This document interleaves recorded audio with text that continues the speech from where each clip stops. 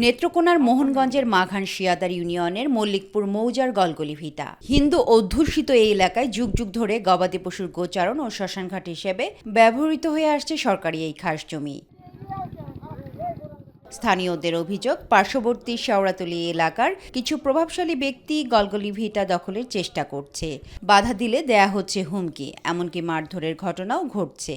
এ ঘটনায় মল্লিকপুর গ্রামের লোকজন উপজেলা প্রশাসন ও থানা পুলিশের কাছে লিখিত অভিযোগ দেন।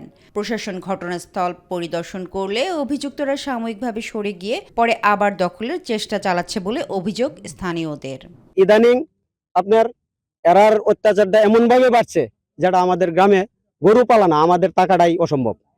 এই গোচারণ ভূমিতে যাওয়ার পরে আমাদেরকে যাওয়ার জন্য দেয় না। প্রশাসনকে আমরা গ্রামবাসী অবগত করছি। আমাদেরকে সরকারি প্রশাসন আসিয়া দখল করিয়া দেয়া যাওয়ার পরে আমরাও দখল নেই। অভিযুক্তরা অবশ্য দখল চেষ্টার কথা অস্বীকার করেছেন। তো আমার বলে নাই এখন পর্যন্ত যে আমার নামে অভিযোগ আছে, এরকম তো আমি শুনছি না। এটা তো ঠিক আছে, ওনারটা বলে দিছে, ওনা আসছে সুন্দরভাবে বুঝাই দিছে গ্রামের লোকজন, যেটা উন্মুক্ত করে দেওয়া হয়েছে। এই দিক দিয়ে গরু বাছুর কাউ সমস্যা কি তো আছি, ভালোই তো। এটা সরকারি লোকই করছে। জেলা প্রশাসক বলেছেন, সরকারি গোচারণ ভূমি দখলের কোনো সুযোগ নেই। হিন্দু সম্প্রদায়ের লোকজন গোচারণ ভূমি হিসেবে এটি ব্যবহার করে আসছে। তারা গোচারণ ভূমি হিসেবে এই ভূমি নির্বিঘ্নে ব্যবহার করতে পারবে। এখানে হিন্দু সম্প্রদায়ের লোকজন আছে, সো বিষয়টা আরও সেন্সিটিভ। তো আমরা অ্যালার্ট থাকবো যাতে এখানে আইন শৃঙ্খলা পরিস্থিতির অবনতি না হয়। আমরা আরও অ্যালার্ট থাকবো যাতে কারো না হয়।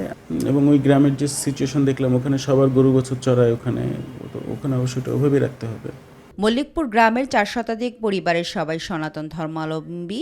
এই গ্রামের গৃহপালিত পশুর লালন পালনের একমাত্র গোচারণ ভূমিটি এলাকাবাসীর জন্য সকল সময় উন্মুক্ত রাখার দাবি মল্লিকপুর হাওরবাসীর। তামান্না সাদিকা, মাই টিভি নিউজ ডেস্ক।